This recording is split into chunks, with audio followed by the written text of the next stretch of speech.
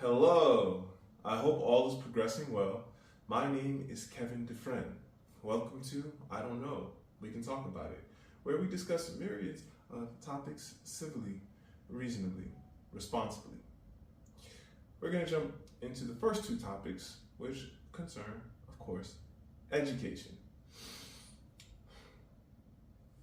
When we approach leaders of education with questions, it is important to listen to the responses of these leaders because the leaders are the ones that others decide to vote in, choose, elect as individuals to lead for any particular reason and or reasons.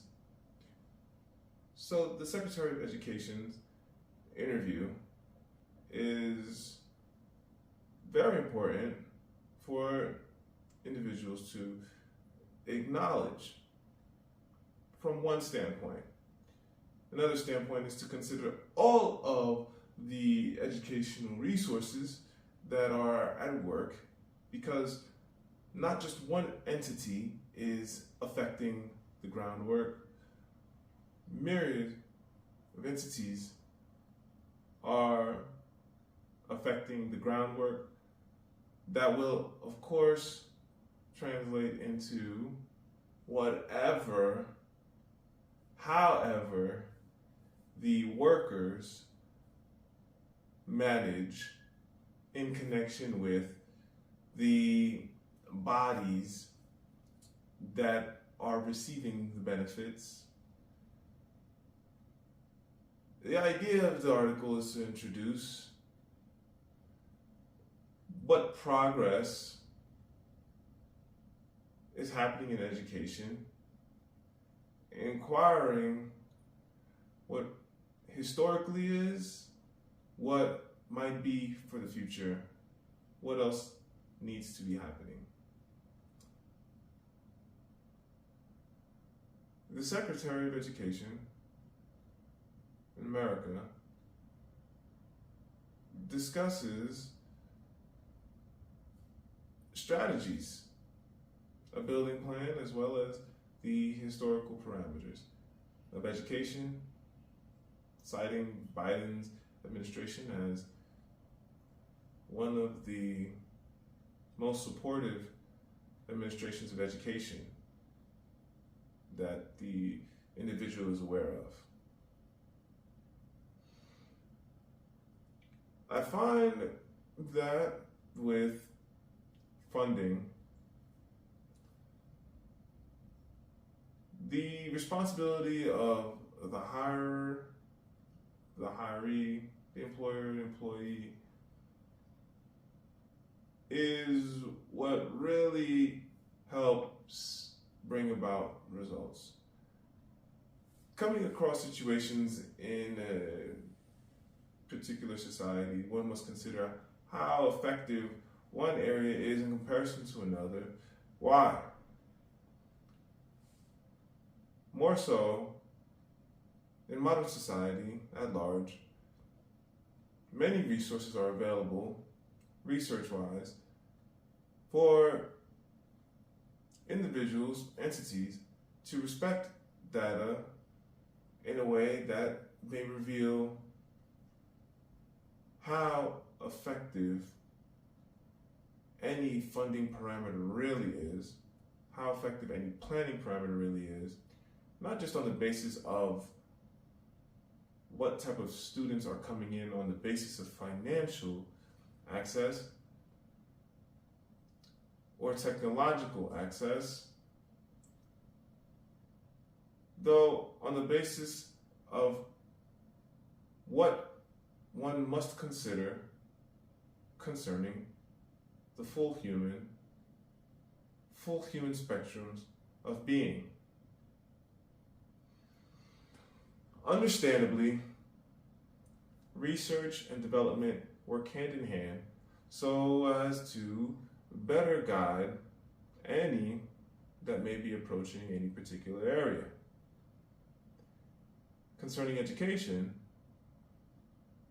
each locality will likely be working to a different capacity,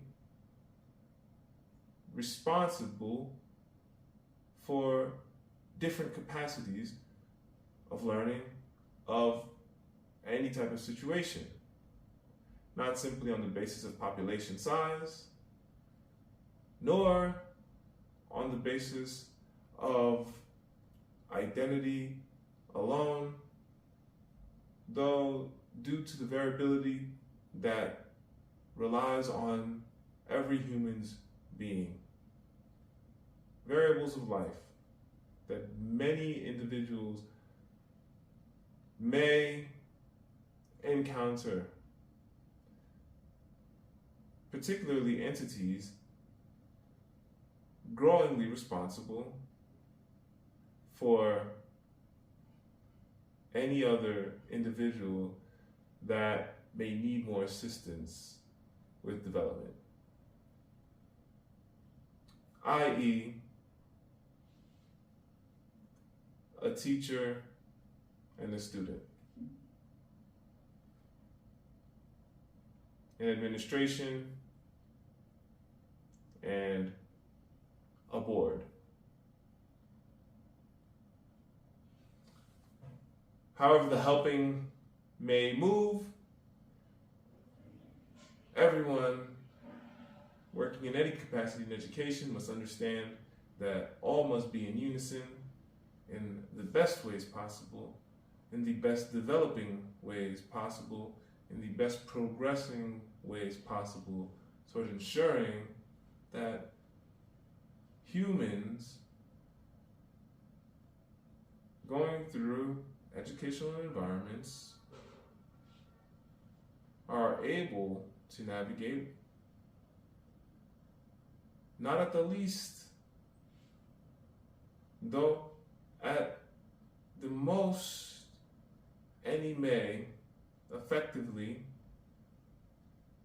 to succeed in any society, especially one's locality, as well as what any might consider as the height and or heightening of social value equitably in one's nation, to say the least. Now, I think proposing guiding plans can be very helpful, especially for helping any entity understand why a particular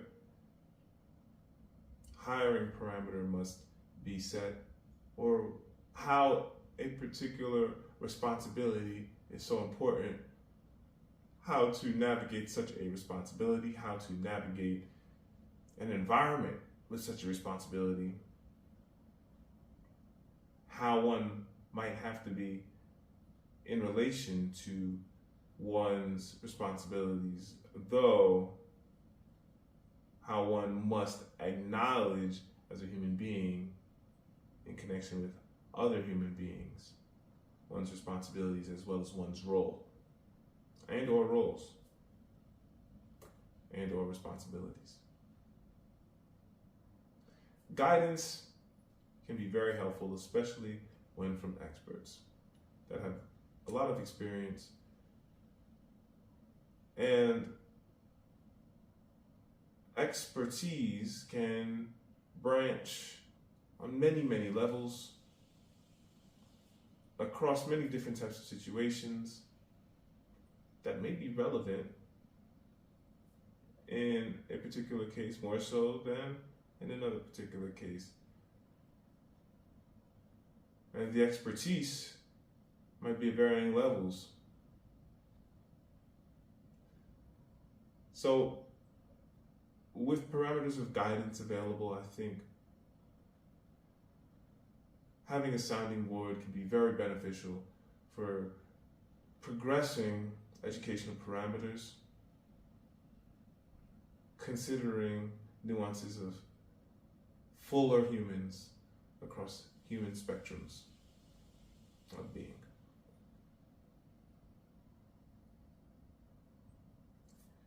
moving on to our next topic, youth and mental health. I find the topic becoming more and more of a frontline topic, which to me is really quite uncommon, considering my upbringing, my childhood is without many parameters of technology. I question the responsibility of not only parents, not only the nearest individual to an individual that may be using technology in myriad ways, not only the individuals actually experiencing whatever that might be affecting the individuals. Though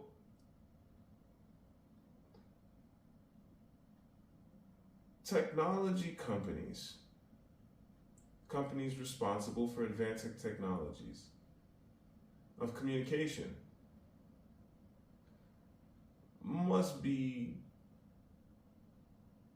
completely apparent of all that might be available that might be affecting any individual, particularly in this situation in relation to this article, youth and academia. Now, the article mentions other areas of mental health, individuals in relation to war. That is a very common topic, though not as much of a frontlining topic as a mental health crisis in relation to youth. When I hear of a crisis, I think there may be an underlying connection. Can anyone say that it is purely the pandemic's responsibility because of causing behavioral changes? I must acknowledge that human societies are still opening, some more recently than others, though capacities of connecting in human relations are still accessible in many localities in many ways. Does research clearly acknowledge that the use of certain technologies in connection with distance connecting with others connecting from the distance prove that the human connection in person is more important, more valuable? Arguably, in relation to valuable, though, yes, in-person connections prove to be healthier than distant online types of connections. Though one must consider greatly the advantages of prior technology. Writing letters, for example. I think when a conversation of the sort ensues, one must acknowledge how people communicate. What is meaning? Why does one person feel a lifetime in a letter, though it may see a lifetime in a time lapse video for about 1 hour and not feel near anything. We are coming, society at large, to a reckoning with spatial development. Not that most people are unaware, though spatial development is a frontlining topic that many might not realize is real as a frontlining topic, is a part of every conversation concerning human relations, interconnections, connections, human being, especially in societies, moving societies.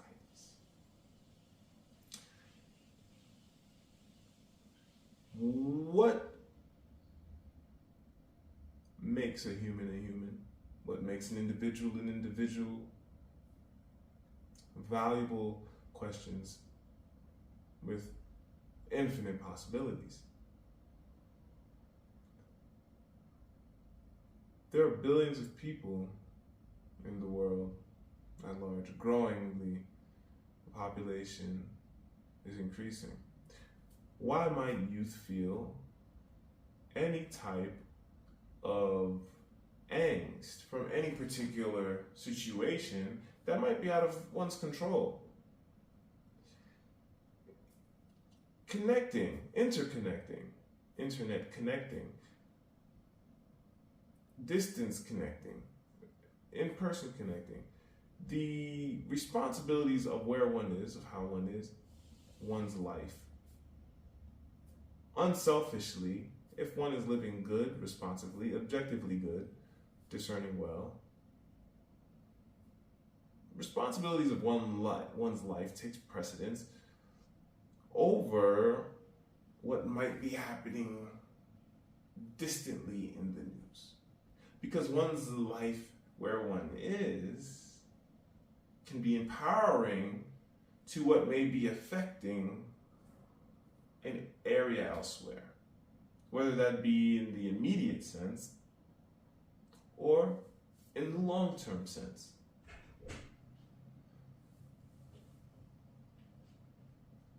Feeling any type of angst due to having access to so much more information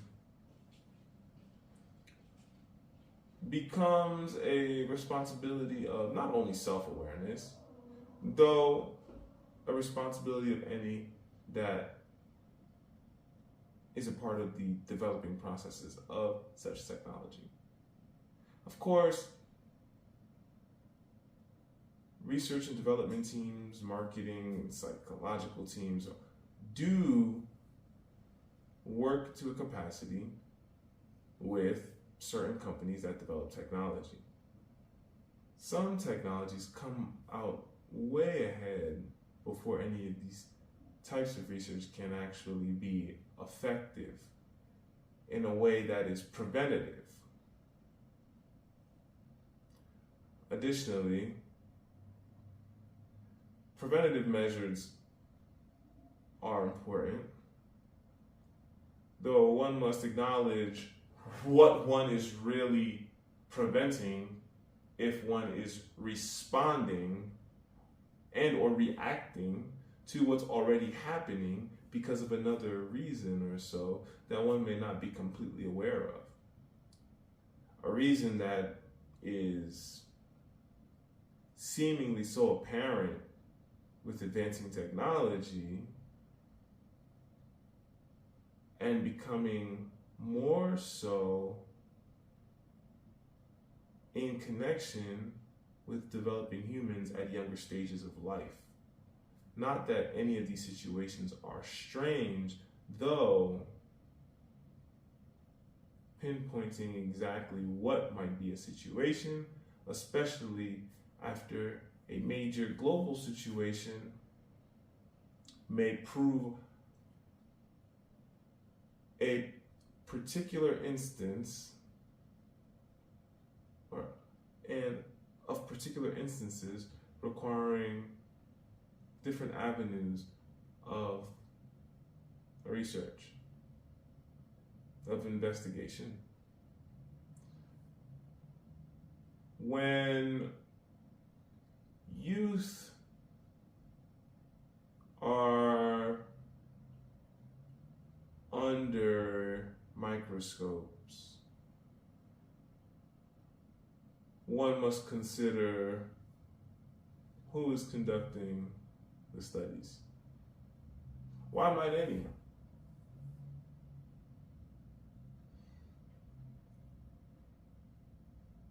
In the conversation of how to navigate technological advances or just technological uses in education, many conversations are happening. Cell phones being away is proving to be valuable. Of course, having a portal to near anywhere, though to near anywhere in a finite space, can be problematic as much as it might seem advantageous. Especially for youth that are grappling with word problems and math problems, barely understanding science problems, and having to deal with an immediate global instance somewhere far away. Additionally, there are middle grounds: home, school, wherever one finds community. These middle grounds are important. Social atmospheres are important. Environments are important to one's development. Because not everyone has a guide to help navigate how to be responsible for one's life in a way that one wants to engage with, where one wants to be, how one wants to be.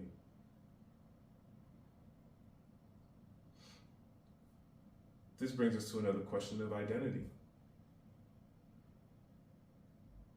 How many youth are completely aware of, well, how might one really want to be? What does one really want to do? What is the purpose of one's being? The idea of having preventative measures is usually in relation to bigger concepts of culture. Culture is to help navigate individuals. Culture, good culturing, good cultivating of human societies, of human individuals, usually proves standard-wise as a method that arguably people might find restraining, if one will, if one thinks, oh, Protestant, working, tradition, 10 Commandments, a simple basis that might seem a bit strict, though for any individual that doesn't really have a purpose in life, certain standards of the sort make sense, are motivating, are captivating, are enlivening, allowing for one to feel not just a sense of purpose, though in connection with a higher calling, which brings about a lot of happiness, stability, and balance, because the world seems so much more sound. Because realistically, life doesn't have to be complex, life doesn't have to be hard. So, how might one make life objectively good and easy?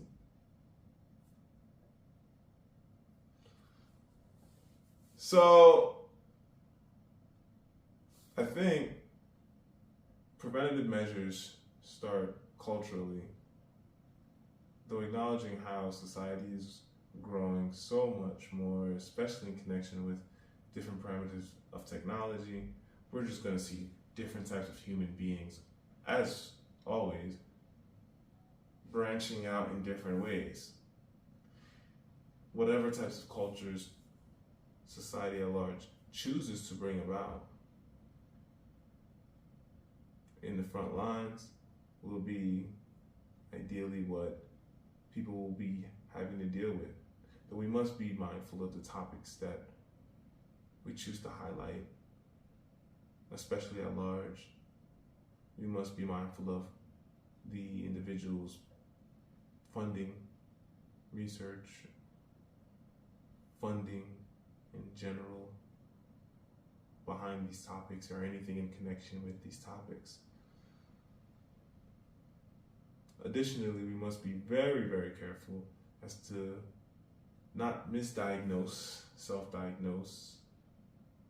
Be cautious of even taking one professional's advice immediately without having other professionals as soundboards, because when it comes to one's being, the human spectrum is so vast.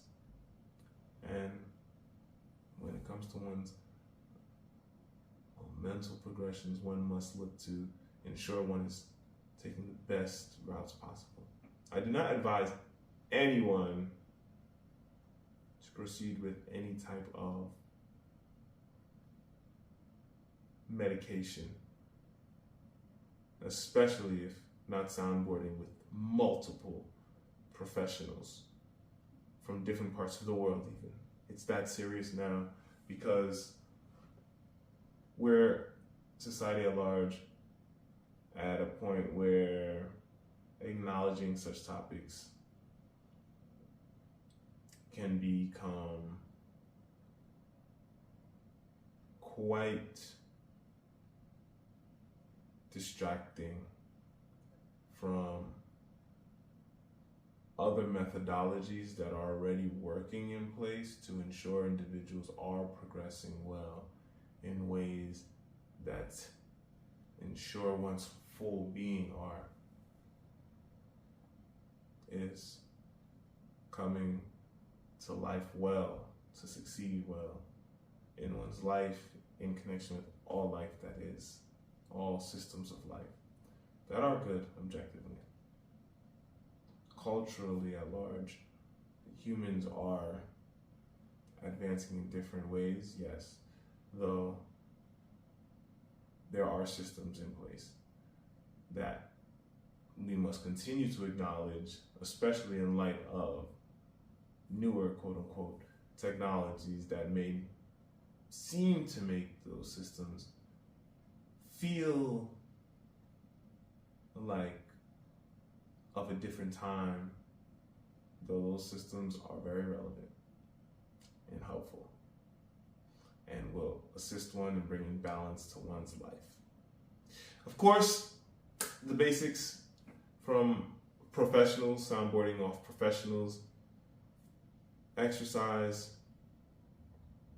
eat good foods, make sure to see your doctors, and grow in good communities. To start.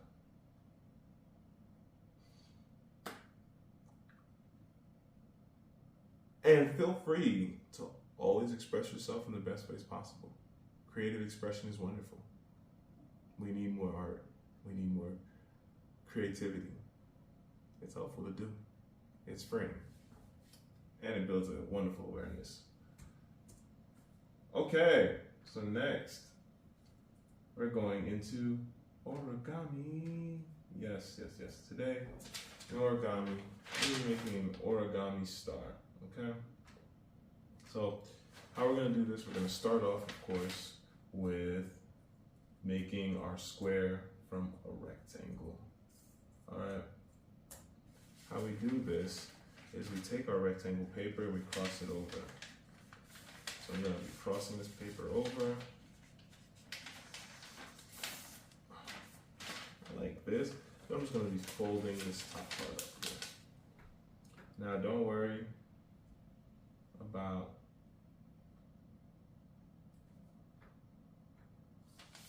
the edges being too uneven, you can always adjust them. Just fold it. And fold this paper right back up. Okay. Oof. Good, good, good. Alright, so then once you have this done, then you just rip it.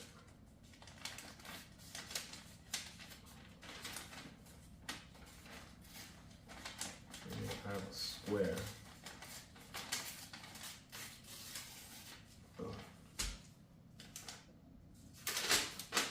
Okay, so now that you have the square, we're just gonna start off with, boom, folding this paper in half. I'm going with the instructions here to make sure that it's as close to the instructions as possible. So you unfold the step, we're gonna have the inside fold facing us, and then of course, we're gonna fold over again. I'm just having the paper fold, the inside fold. We call it valley fold, facing the camera. So the next part is to fold in one corner. To fold in one corner. Then we're gonna fold in all the corners. So remember,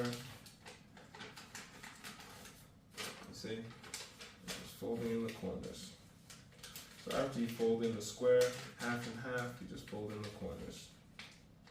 The cool thing with origami, it doesn't have to be perfect. With all its therapeutic benefits, it's just very, very important to just get into the practice of working with one's hands.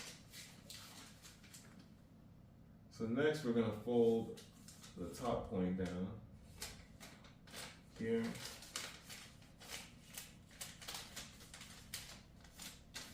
Okay, boom. So I fold the top point down, and of course, next, going straight to the instructions, I have to fold across. So it tells me to fold across, but then unfold. Okay, so fold the right part, and then open the bottom section to make a diamond. So as you can see, we fold in, just so you can get a recap.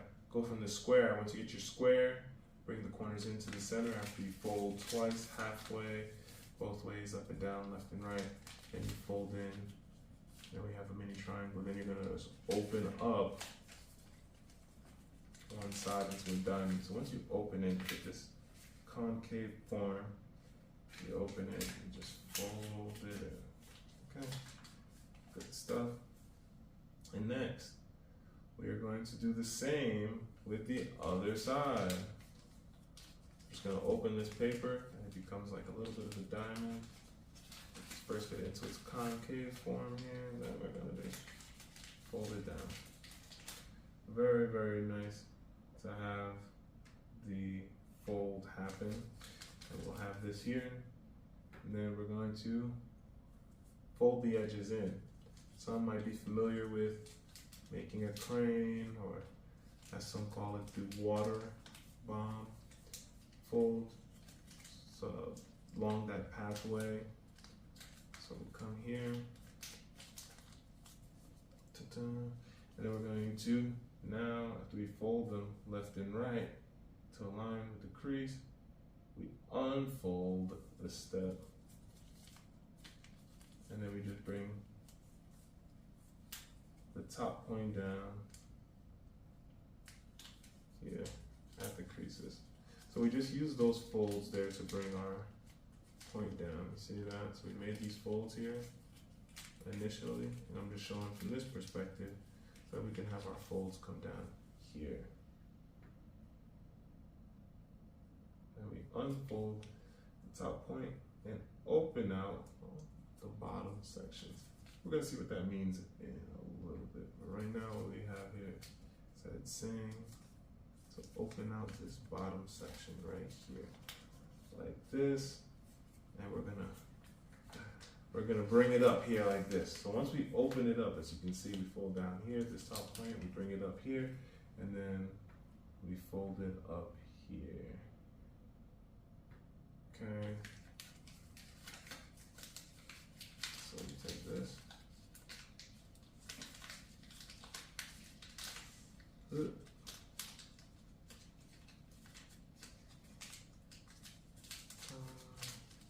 There we have it. That's the first part. Now, just go through. We fold the new top point down to the bottom point. So we're just gonna take this and we're just gonna fold it back down. It's just a fold from the diamond. And then we're gonna flip the paper over and we're gonna do the same thing on the other side.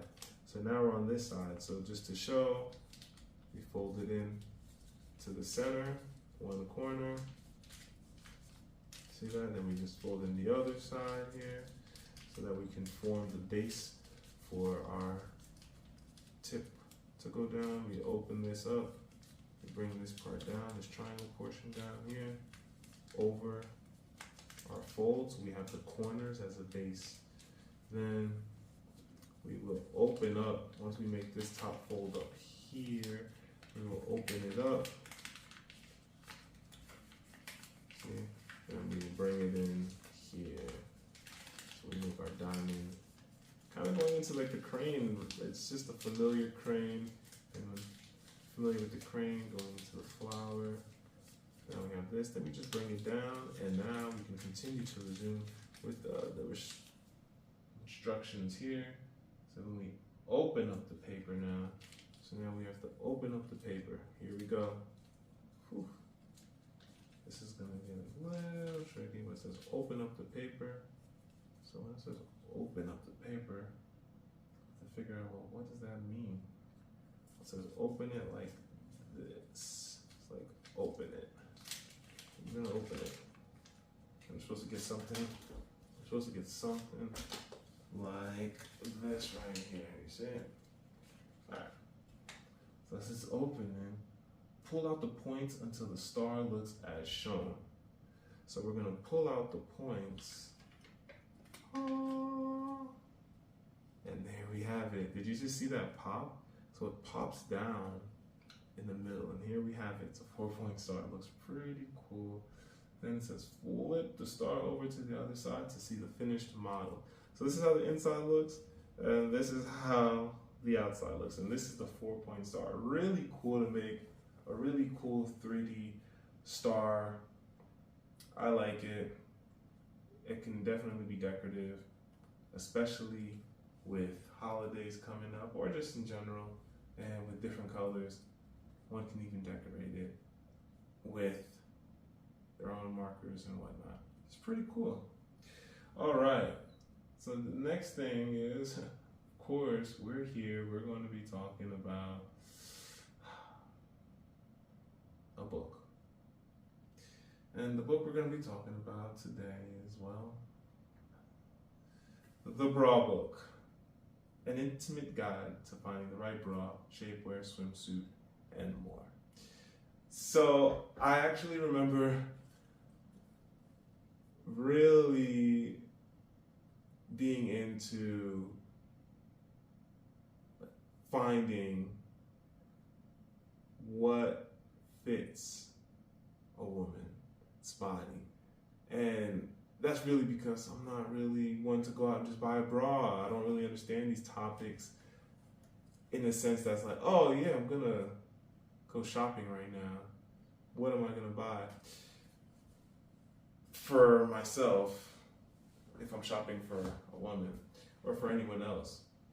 And I like that the book is so informative about what styles of women's wear there are, like the names of them. I don't even recall ever hearing the term shapewear until reading this text. I think the text offers a lot of valuable information in terms of how a woman's body's shape can be in relation to what she wears, what each type of shapewear might consist of, what the shapewear might do for one's body. The advice is sound, no bias, and I really think the book is informative for anyone that has an interest in being a more mindful romantic life partner, especially from a mature perspective. I find the text valuable in that regard because initially I have no idea about the spectrum of these shapewears. I mean, a bra size is one aspect. Then the conversation expands, and it's like, whoa, mind-blowingly beautiful and wonderful. So I do think the Bra book is a really good book for anyone that's even just trying to explore in a fashion sense, to understand other styles of fashion, what styles of fashion might do for one's body. It's cool. Though I do think for anyone that has an interest in the woman's body and an interest in women's fitting, I think the Bra book can help one be way more mindful in terms of how a woman not necessarily approaches what she wears, but why she might approach what she wears, or how to approach clothing when one is shopping for another or with another. So I think the Bra book is valuable in many ways, though definitely can help one be a more mindful individual in many different regards. Quite a wonderful read, a different type of read that I appreciate. Thank you for joining me for, I don't know, we can talk about it, where we discuss myriad topics reasonably, civilly, responsibly. My name is Kevin Dufresne. Onward and Upward.